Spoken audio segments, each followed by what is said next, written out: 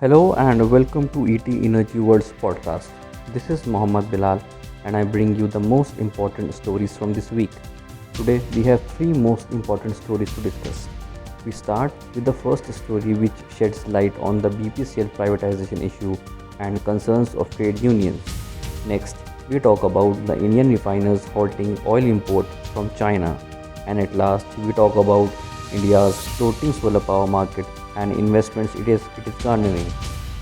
Now I am starting with the BPCL topic. This was one of the most discussed topics this week, which was trade unions urging Petroleum Minister Dharmendra Pradhan to reconsider and refrain from moving ahead with the privatization of BSU BPCL. Now, the privatization of BPCL has been on the cards for a while, and so far, the government is going ahead with it.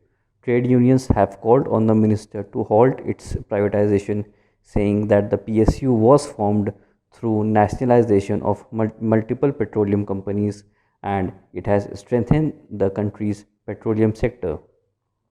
They added that BPCL has consistently paid dividends and taxes to the government and has kept the business a profitable venture. Next, we talk about the Indian state refiners halting oil imports from China.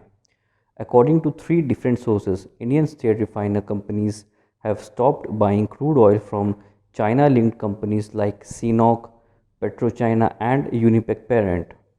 In an order released on 23rd of July, the Indian government had inserted a clause in the import tenders on new rules restricting the dealing with companies which share borders with India.